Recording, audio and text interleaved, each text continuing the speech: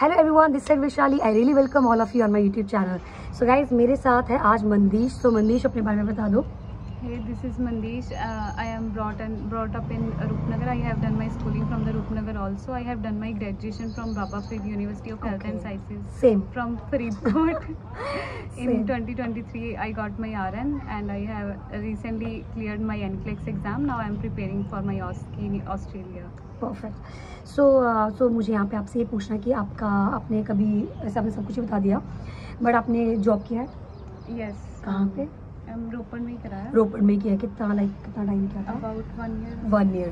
I think 1 year is good time ना। सो आपको ये नर्सिंग का जो इंटरेस्ट था वो कहाँ से आया? Like how? Like it's from ये बचपन से ही था ऐसा कि सीरियसली? Yes. मुझे तो नहीं था बचपन से। तुम्हें कैसे बचपन से हो सकता है? पता नहीं ऐसा नर्सिंग बचपन से कैसे हो सकती है? लाइक हाउ, कैसे? मतलब इवन के इतना ऐसे था मैम कि मैंने नीट भी नहीं दिया। अच्छा? डॉक्टर नहीं दिया। Seriously? Wow, that's nice. Directly nursing में आना था। वाओ, मुझे अभी भी याद है जब मैं कॉलेज में अटेंड करा था फर्स्ट ईयर, मुझे तो पता ही नहीं था कि मुझे नर्सिंग या कुछ भी करना है। आई वाज लाइक कि मुझे कुछ डांसिंग एंड ऑल में जाना है। वहाँ पे एक लड़की थी, शायद वो मेरी वीडियो भी देखे, शिवाली नाम था उसका, Shivali. She was from Punjab. She said कि मेरा सपना था कि मैं नर्स बनूं। आई वाज लाइक वाओ, ये सच है, ये झूठ है? मतलब ज़्यादातर सपना डॉक्टर बचपन में सही हमें होता है, डॉक्टर या फिर इंजीनियर, राइट? ये नर्सिंग का प्रोफेशन हम अब लगा है एक्टिव होने, पहले तो उतना नहीं था, राइट? सो शी सेड कि मुझे शुरू से ही था कि मुझे नर्सिंग करनी है। तो I was very amazed. Now दूसरी पर्सन आप हो मेरी लाइफ में जो बोल रहा है कि मुझे नर्सिंग ही करना था। Okay, then after what happened? बस फिर एग्जाम दिया और उसके बाद पास होकर आप करके स्टार्ट कर दिया। तो मतलब कि आपके माइंड में सेट था कि मुझे नर्सिंग ही करना है। गवर्नमेंट एग्जाम दिए कभी आपने, या कभी सोचा है एम्स जैसे पेपर को देने के लिए? नॉर्सेट एम्स दिया था एक बार दिया है। हाँ, बट अब जब ऐसा था कि ऐसे ही दे दिया विदाउट एनी बस प्रिपरेशन। मतलब ऐसे ही नर्सिंग, हमने भाई नर्सिंग करनी है और ऐसे ही नॉर्सेट, चलो ठीक है कोई बात नहीं, अब एनक्लेक्स करेंगे और एनक्लेक्स पास कर लिया, राइट? सो अब हम एनक्लेक्स के बारे में बात करते हैं, बिकॉज ये वीडियो में स्पेशली एनक्लेक्स बेस्ड ही बना रही हूँ। मैं जानना चाहती हूँ कि जब आपने नॉर्सेट दिया था, वो जो क्वेश्चंस आपने देखे थे नॉर्सेट के, कौन सा वाला नॉर्सेट दिया? 5th 6th वाला दिया था। तो ये जो नॉर्सेट आपने दिया और जब आपने एनक्लेक्स के क्वेश्चंस देखे, आपको क्या चेंजेस दिखे इनके अंदर? In my opinion, like yes, your opinion. हम किसी को जज नहीं कर रहे, हम सिर्फ यहाँ आपके ओपिनियन जानना चाह रहे हैं। मुझे ऐसा लगा कि इन एनक्लेक्स में totally scenario based, like reasonable questions आते हैं। जेन्युइन, जिसे हम जेन्युइन बोलते हैं। यस, कि जो कि प्रैक्टिकल में अगर हॉस्पिटल में होंगी तो मैं क्या करूँगी। बट नॉर्सेट में मुझे ऐसा था कि मुझे रेक्टिफिकेशन पे जाना पड़ रहा था। मतलब एक लाइन का क्वेश्चन कुछ रहता है। और जो पार्ट 2 है, अब उसमें थोड़े सिनेरियो बेस्ड आने लग गए हैं, बट पहले पैटर्न नहीं था वो भी अभी रिसेंटली चेंज हुआ है। So according to you, NCLEX जो है वो एक बहुत ही जेन्युइन और प्रैक्टिकल पेपर है, और नॉर्सेट में थोड़े से डायरेक्ट क्वेश्चन आते हैं जो कि रेक्टिफिकेशन वाले हैं। दैट्स ट्रू, ये 100% सच है। अब आप मुझे ये बताओ कि एनक्लेक्स के लिए जो प्रिपरेशन है आपकी, क्या आपने कुछ अलग से किताबें उठा के पढ़ी, आपका जो 4 साल का डिग्री था उससे ही रिलेटेड डाटा आपने पढ़ा? नहीं मैम, मैंने ली थी एक बुक्स एक्स्ट्रा परचेज किए थे। फॉर एग्जांपल एनक्लेक्स आ रहे हैं, सॉन्डर्स, मोसबी, लिपनकॉट, लिपनकॉट ली थी। ओके, तो आपने अपने 4 ईयर में ब्रनर्स पढ़ी है? यस, सेम ही है ना ऑलमोस्ट, बिकॉज वो भी फॉरेनर ही है, बट हम ब्रनर को उतनी तवज्जो नहीं देते हैं। लिपनकॉट में, मोसबी में, और तीसरी कौन सी बोली आपने? सॉन्डर्स। इन तीनों में सबसे बेस्ट कौन सी लगी? मुझे तो सॉन्डर्स बेस्ट लगी। बेस के लिए सॉन्डर्स सही है। ओके, सो उन डाटा को पढ़कर आपके माइंड में वो सिनेरियो बेस्ड डाटा क्रिएट हो चुका था? हो गया था। So guys, be aware, Saunders, Lippincott, Mosby एक बहुत ही ज़्यादा बेटर और बेस्ट बुक्स हैं जो कहीं ना कहीं एक क्रिटिकल थिंकिंग हमारे अंदर डेवलप करते हैं। बट आपको क्या लगता है, ये डायरेक्ट उस पर जाना सही है या फिर पहले थोड़े से बेसिक्स बना लेने चाहिए? बिल्कुल। So your basics and then after these books and then after we can appear for exam. कितने आवर आपका स्टडी था? ऐसे एग्जैक्ट तो नहीं है, बट अब more than 8 hours, like more than 8 hours.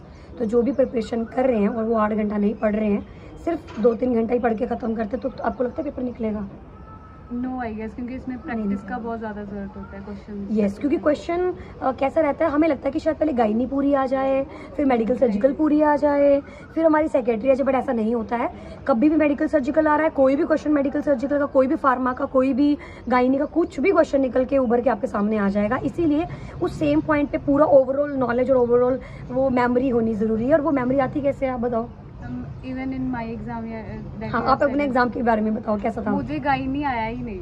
Gynae आया ही नहीं?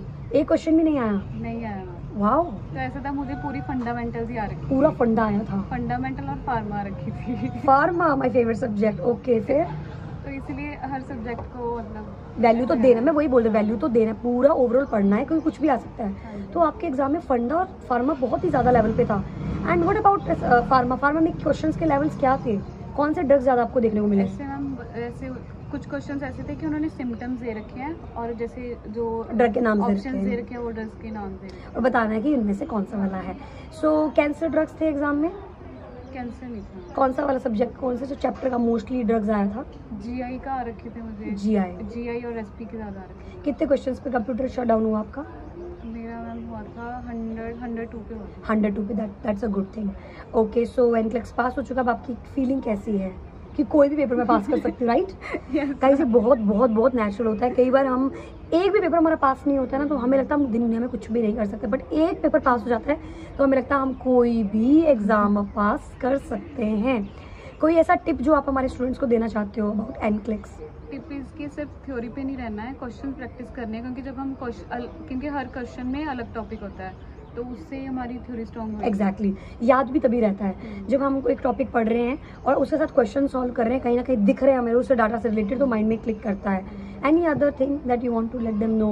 What application you used for you to pass your NCLEX? UWorld solve किया था, इसके अलावा कोई और? नो। लिपनकॉट के या फिर मोस्बी के एमसीक्यूज लिपिनकोड के एमसीक्यू किए थे और साथ में फिर यूवर्ड किया। कितना क्वेश्चन, कितना टाइम तक यूवर्ड सॉल्व किया? यूवर्ड तो मैंने 1 मंथ का सबसे 1 मंथ पूरा यूवर्ड सॉल्व किया। सो गाइस, ये भी एक टाइप है पढ़ने की कि जिसमें यूवर्ड 1 महीना लगातार सॉल्व किया जा रहा है। तो आपको ऐसा लगता है कि अच्छे से पहले बेसिक जो हमारे स्टूडेंट्स पढ़ रहे हैं, बेसिक्स पढ़ लेंगे and then after they will go for Mosby, Lippincott data and then after they will solve some application, they will get the pass? What do you think? Yes ma'am, ऐसा है कि पहले अपना थ्योरी क्लियर करो। Theory clear theory is very important, very. उससे फिर मैंने ऐसा किया, मेरा ऐसा था कि मैंने पहले थ्योरी क्लियर किया अपना, फिर उसके बाद मैंने जो लिपिनकॉट बुक था लिपिनकॉट में फेवरेट, उसमें क्योंकि ऐसा है कि सिस्टम वाइज एमसीक्यूज दे रखे हुए हैं, वो हम अपने बच्चों को पूरा बुक खुद करवाते हैं। हर चैप्टर के बाद हम उन्हें बुक्स देते हैं, मतलब क्वेश्चन पेपर देते हैं, उसे सॉल्व करते हैं टेस्ट में and then after you just solved UWorld, that's it. ऐसे बच्चे जो टाइम ही नहीं दे पा रहे हैं, अपनी प्राइवेट जॉब में फंसे पड़े हैं, उनको कुछ मैसेज देना चाहते हो आप? यस, जब भी आपको टाइम मिलता है अपनी जॉब में, जैसे बीच में 1-2 आवर का ब्रेक मिल जाता है या फिर नहीं मिलता, then you should go for some meditation और सम माइंड रिलैक्सिंग, दैट उससे आपका एनर्जी इंक्रीज होएगा, माइंड रिलैक्स होएगा तो फोकस्ड इजी होएगा, तो फिर आपका 1-2 आवर का स्टडी भी बहुत बढ़ जाएगा, वो थोड़ा बेटर भी लगेगा। तो ऐसे बच्चे को आप नहीं एडवाइस कर रहे हो कि भाई जॉब छोड़ो कुछ टाइम के लिए, अगर जिसको नहीं आता है, जो मेंटेन नहीं कर पा रहा है? हाँ, खुद पे है, हम तो मैं तो एम्स में रहते रहते पास किया है, राइट? बट कुछ बच्चे को मल्टी डिसिप्लिनरी वर्क नहीं कर सकते हैं। There are lot of students start तो करते हैं वो इन्फ्लुएंस होके, बट उसे मेंटेन नहीं कर पाते हैं। क्यों? क्योंकि वो इन्फ्लुएंस जो था, उनका असर जो खत्म हो गया, वो मोटिवेशन वहाँ थोड़े से समय के बाद खत्म होगी। क्यों? क्योंकि उनको मल्टी डिसिप्लिनरी एक्टिविटीज करनी नहीं आती कि जॉब भी करना है, घर आके काम भी करना है, योगा भी करना है या फिर मेडिटेशन भी करनी है और साथ में पेपर भी पास करना है। तो इस हर 4-5 में हाथ हर किसी का स्ट्रांग नहीं होता है। सो बड़ी थिंग, उन बच्चों के लिए क्या आप रिकमेंड करते हो? अकॉर्डिंग टू देखो, फिर जॉब भी छोड़ सकते हैं। एग्जैक्टली, मुझे यही लगता है कि अगर जो मल्टी डिसिप्लिनरी नहीं है, क्विट दैट थिंग। हम इस जंजाल में फंसे ही रहते हैं और फंसे ही रहेंगे। किसी को कोई फर्क नहीं पड़ता है अगर हम वहाँ हॉस्पिटल में नहीं जाएं, किसी को क्या फर्क पड़ेगा? कोई फर्क नहीं पड़ेगा। लेकिन ये एनक्लेक्स एग्जाम हमारा लाइफ चेंज कर सकता है, व्हाट डू यू थिंक? कर सकता है, ये हमारी लाइफ बदल देगा ये paper. So just be focused. ये इनका खुद का एक्सपीरियंस था जो इन्होंने शेयर किया आप लोगों के लिए स्पेशली आके। So be focused, right? So guys, bye bye. अगर कुछ और जानना चाहते हो तो please let me know in the comment box. Bye bye.